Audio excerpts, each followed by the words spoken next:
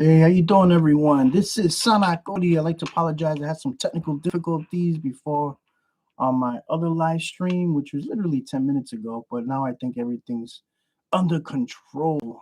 I'm here in the remote office of Taino Radio, and I just want to let everyone know thank you for downloading the show. And if you're alive, welcome. I'm very excited. I want to share something today that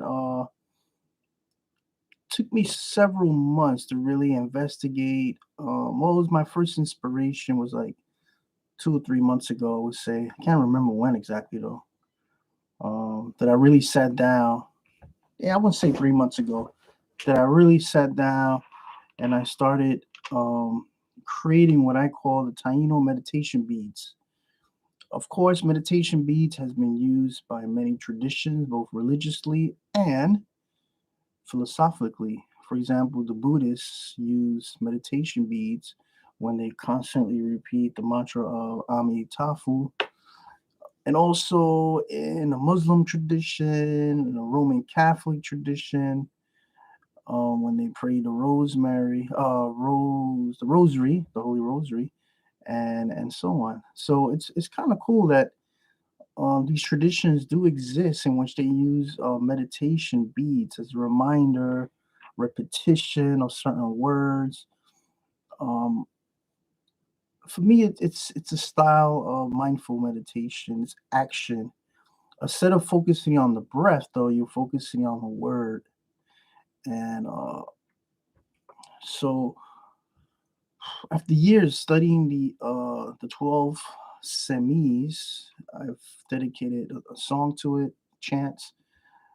Also, Yokahu and Atabe, and aka the Taino Monk song. So today I want to share two insights of these meditation beads that we as Taino people can adopt. Okay, of course, this is not a tradition. This is not a Taino tradition that dates back to 1492 or 1100 Common Era. This is something that I create and I want to share with the world. It's helped me learn more about the 12 semis. What is semiism?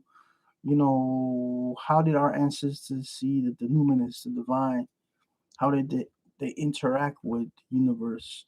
So what I want to teach today is what helped me understand the 12 semis, what helped me understand the two natures of the creature's creator in meditation. Again, meditation is mindfulness, being centered on not just breath, but also powerful words. So I'm adopting from the Buddhists. I'm adopting from, if you want to say, the Catholics or the Muslim, these prayer beads.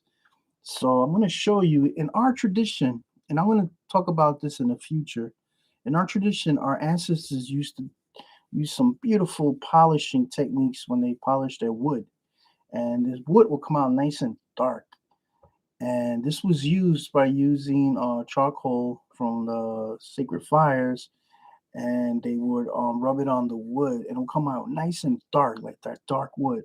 So I adopted the redwood beads of the Buddhist tradition, which is very similar in color, as you can see, to how our ancestors used to polish their wood. And so let me explain. There are 12 semis that Ramon Pane in his writings um, spoke about that was passed down. And of course, the main super semi is actually two. So now we want to talk a little bit about dualism of our creator's creator. And that's the first bead here, which is kind of a lighter wood bead right here. Wood. You can see it right here. That is the creatress, which is Atabe, Suimako, Mamona. She has different names. So that represents that first dual identity. And then you have the second bead, okay, which I put here, also designated that color, represents Yokahu Bagwa Marokoti. Okay, that's Yokahu Bagwa Marokoti. So that is the Lord of the Yuka. He comes from the sky. He has no father, and he's also related to the ocean, Bawa. So you have Atabe, and then we have Yokahu. All right, the two sacred the two natures of this divinity, this God. And then the third beat, okay, this third beat right here in the middle is 1, 2, and the third one represents you. It represents me, the person who's praying, who's meditating. So Yokahu, then you got Atabe, co-creators, and who did they create? They created me. Also, you can relate it to the creation of the universe. You know, Atabe creates creation, the stuff of creation, and then was Yokahu got the creative form. So you have the sky, you have the earth, and then right here you have us, creation. It could be humanity, it could be the animal world, the winged creatures, the flowers, the plants. It's all over the creation stories. It breaks it all down. So this right here represents that. And then these two little strings that hang right there, these two little strings, I don't know if you can see it. Two little strings is the representation of creatress and creator as one. So there's that dual nature, but it's also found in the oneness of creation. And so I will put it on as a necklace. I will put it the strings dangling down. The strings dangling down. If you can see it right there. So we have Yokahu, you have Atabe up here. Then you have myself, all the creation story right there in the middle. And you could put it around. Also, this is a circle that's found usually in Atabe with a dot in the middle. And that's that circle of creation. Also, it could be the rectangle of the bate, the sacred bate. So it can be a circle, also the wound of Mother Earth, or it can be the rectangular shape of the bate. Different takes many forms, and that's part of the Taino spirituality. You can see one form, but it manifests into another form. That's that sacred dualism. Okay. Also, this can represent the belt that we wear around our waist, which our ancestors, um, they would wear their belts. Everyone had a belt, and that represented that center between the cosmos and the earth, or what's below the earth. Also, the circle of the beads represents the stone collar semi that was used in the sacred bate game. Again, the rectangular form right there, rectangular, which the bate will be played in. Stone collar, also the belt.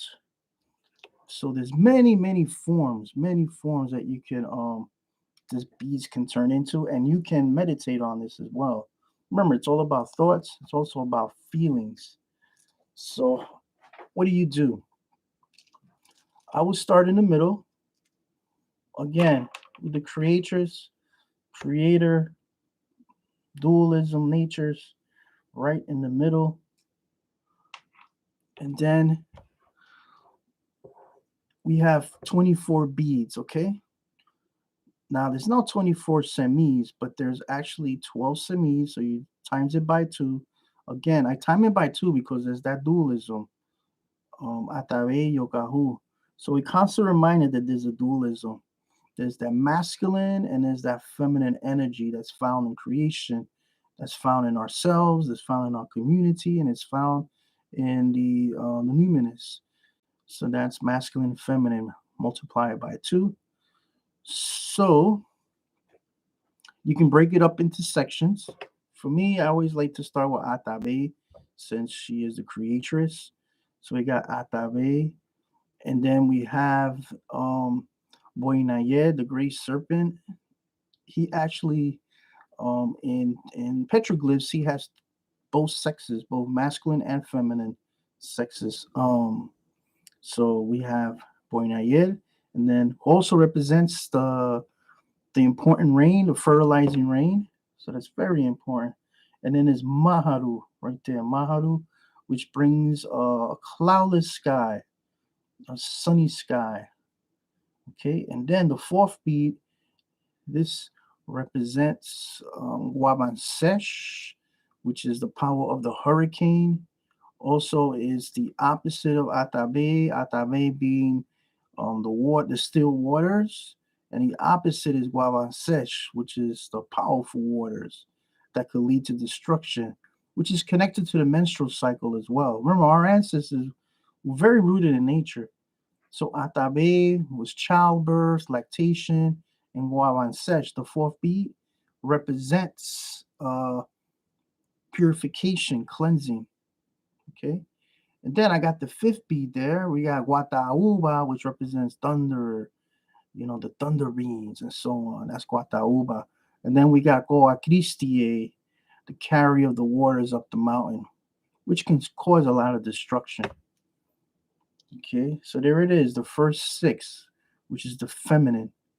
Now let's get to the masculine, the next six. So we have Yokahu Bagua Marokoti, we mentioned before, as one of the natures. And then um, underneath Yokahu, there is some helpers. And the first helper is by Brahma, which is the fire, the giver of fire, guardian of fire. Then after him is, which is also the masculine aspect, fire, purification as well. And then you got um, Paraguabae. Guarabae is the guardian of the plants, the earth. Okay. Now the next three, we got Mautire Guayaba, Mautire Guayaba. That is the Lord of Darkness, Lord of the dead, I should say.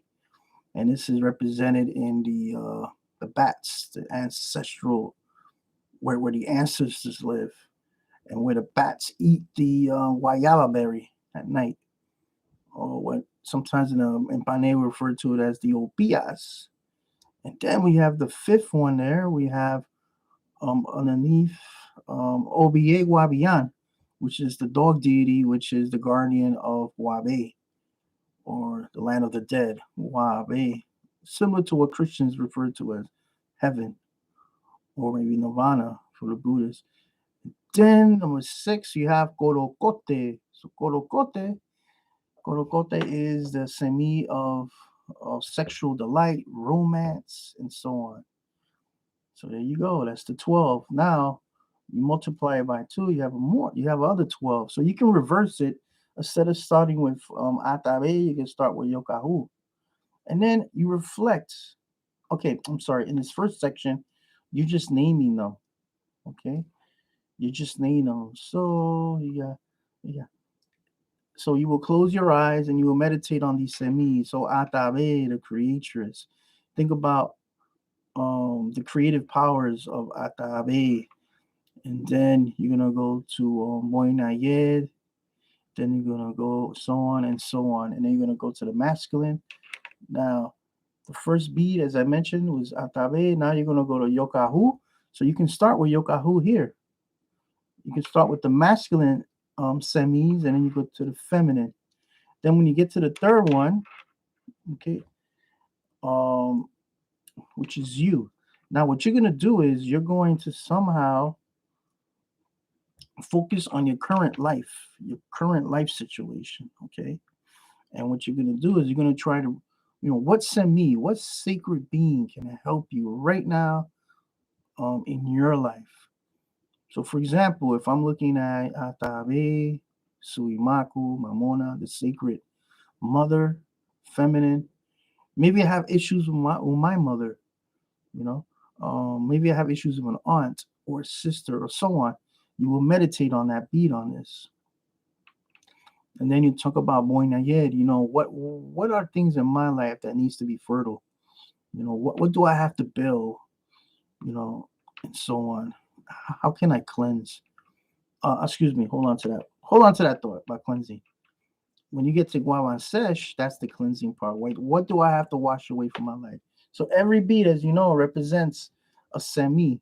Then you multiply it by, and then you start with Yokahu, then you're gonna start with Atabe. So you're reversing it. I promise you, if you continue to do this, in no time, these semis will come automatic. Okay. Now, this you can wear. This you can wear over. This can be as a reminder, a blessing. It's always important to take some tobacco or some cigar or pipe and smudge the beads constantly because, yeah, we're constantly being exposed to all different energies. So you wanna do that, and you want the strings hanging down. Okay, you want the strings representing Yokahu and Atabe right here. Of course, that middle bead. What is created? The universe, starting with me. You always start with yourself first.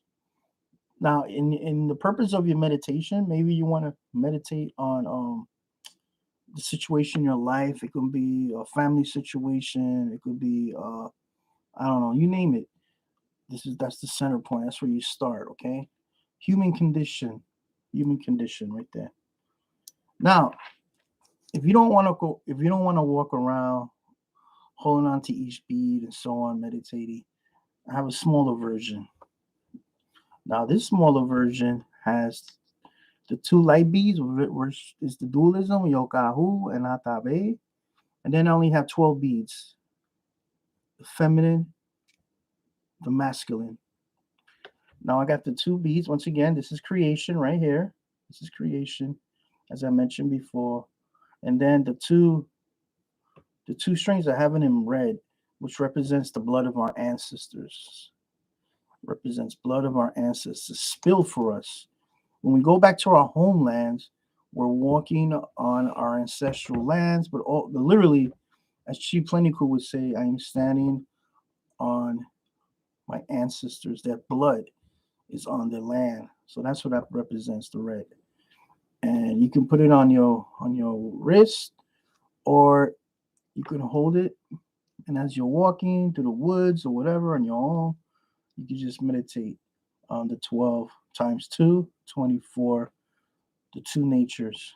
Okay, the two natures. Also, this can be a little it's gonna be a little semi, a three-pointer right there. So also the belt represents the belt, the circle. So I want to expand on this in another video. What I would like to do is do the meditation out loud, and maybe you can join me. So this is very important. It's very simple. 12, 12, then two separate colors. On this one is 3.